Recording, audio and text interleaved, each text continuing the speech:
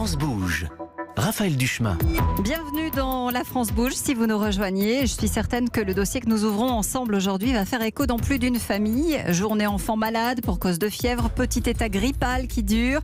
Les maladies d'hiver sont là et on a beau connaître les conseils d'usage pour éviter de les attraper. En général, on n'y coupe pas. Alors, des Français se sont penchés sur la question pour faire en sorte de limiter leur propagation. Et ça commence forcément là où les maladies sont les plus nombreuses, c'est-à-dire à l'hôpital. Bonjour Stéphane Penary. Bonjour. Merci d'être avec nous. Vous êtes le fondateur de Metal Skin Technology. Votre entreprise existe depuis 2007, près de Montpellier. Vous avez mis au point un revêtement qui a une action bactéricide, mais en fait, l'histoire commence bien avant. Vous êtes dans le design, dans la déco. Quand vous découvrez la métallisation, et c'est quelque chose qui vient des États-Unis. Tout à fait. C'est une technique qui nous a permis, lors de mon ancienne activité, de contourner pas mal de problématiques techniques. C'est-à-dire que c'était compliqué à faire en métal, c'était lourd, c'était onéreux. Et la métallisation permet d'utiliser le métal en fine pellicule. Donc on a développé tout un savoir-faire qui a donné lieu à la création d'une société pour justement développer ce savoir-faire. Et un jour, on est tout simplement venu nous demander de réaliser des abattants de WC en cuivre. Et là, je me suis rappelé que mon grand-père, sur le fêtage de sa grange, mettait un fil de cuivre pour empêcher les mousses de se développer.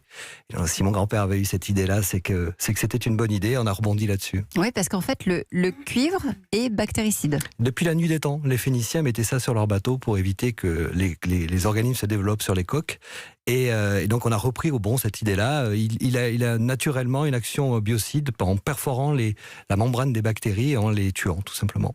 Alors vous commencez les recherches, vous regardez notamment des techniques pour qu'il ne s'oxyde pas, parce que c'est la principale difficulté avec le cuivre. Alors le cuivre il s'oxyde, on ne va pas pouvoir l'empêcher, c'est d'ailleurs pour ça qu'il est efficace. En revanche, c'est le vieillissement, la façon dont il s'oxyde. C'est moche. Ouais, exactement, c'est pas super. Donc le gros du travail était de chercher un alliage qui permette de combiner à la fois son action et une stabilité esthétique. Donc on a réussi à trouver cette espèce de coloris qui est un cuivre oxydé en réalité, mais qui reste pérenne dans le temps. Donc ça a été le gros du travail. Oui, et vous trouvez fin 2012, c'est ça? Fin 2012, on arrive enfin au bout de ce premier process, mais là la fête est finie en fait. C'est là que ça a commencé. C'est là que ça commence en fait, parce que vous arrivez à convaincre un groupe de santé de vous laisser développer la matière dans un des couloirs de son établissement. Oui, ça a été un préalable qui me semblait indispensable, c'est-à-dire de valider in situ la pertinence de ce choix-là. Donc une étude clinique, qui va être bientôt publiée d'ailleurs, a été conduite dans un service de chirurgie orthopédique et qui a démontré qu'on avait une solution très pertinente. Et c'est à partir de là qu'on a dit ok, on en fait une vraie aventure. Donc on en fait maintenant un revêtement qui peut aller au sol, qui peut aller sur les murs, sur les portes. Il peut aller à peu près partout. Après, vous avez vu sa couleur, donc si on commence à le mettre partout sur les sols, tout ça, ça va être un petit peu lugubre. Non, l'idée, c'est vraiment de se focaliser sur les points de contact manuels dans un premier temps, car on a pour vocation d'être le chaînon manquant entre la désinfection des surfaces et la désinfection des mains. C'est-à-dire qu'on n'est pas quelque chose qui va remplacer tout, bien au contraire, on a une arme supplémentaire. Donc on se focalise sur les poignées de porte, les interrupteurs, les robinets, les mains courantes, ça va être le plateau repas, ça va être tout ce genre d'objets, je vois les claviers, les souris informatiques, les coques de téléphone, tous ces éléments qui passent de main en main et de surface en surface et qui, entre ces passages-là, ne sont pas désinfectés. Tout un tas de choses. Exactement. Vous avez mis le revêtement en place sur 7 points de contact dans 3 chambres. Et alors, ce qui est assez étonnant, c'est que dans 100% des cas, il y avait moins de bactéries sur les surfaces non traitées et que dans 80% des cas, il y avait zéro. Il y avait zéro. Ça, c'est le résultat qu'on obtient très souvent avec Metal Skin. Hein. C'est quand on fait un test, le décompte après grosso modo entre 3 et 10 minutes, c'est quasiment zéro. Ouais, tout à fait.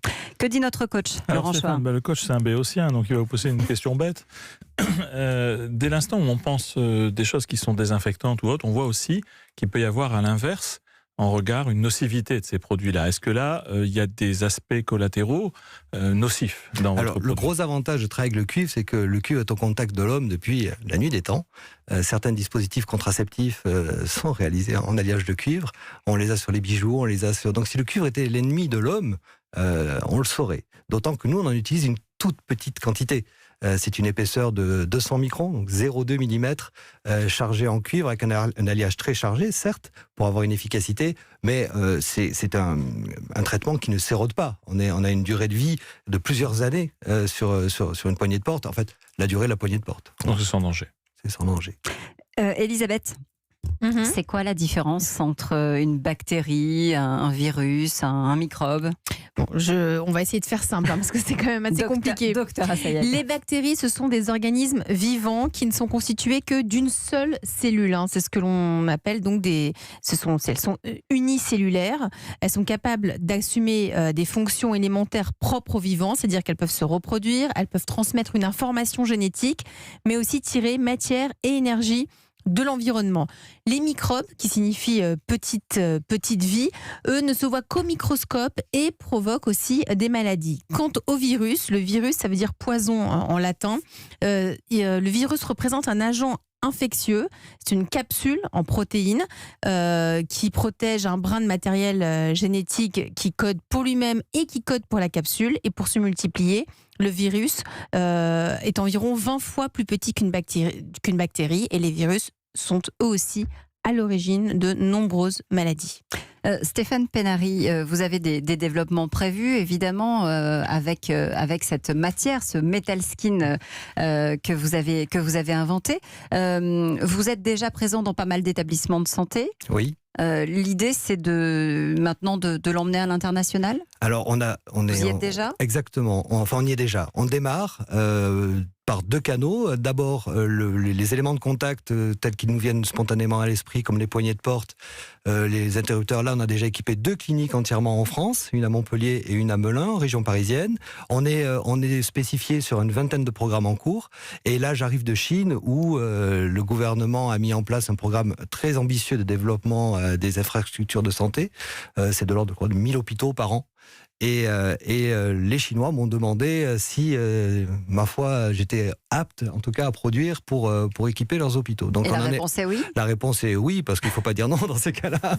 Et maintenant, on trouve les moyens. Voilà. Oui, parce que vous comptez vous développer, vous avez besoin d'argent pour ça, vous cherchez à faire une levée de fonds, vous avez tablé sur 3 millions d'euros ? C'est ça, alors trouver les moyens, ça revient à ça.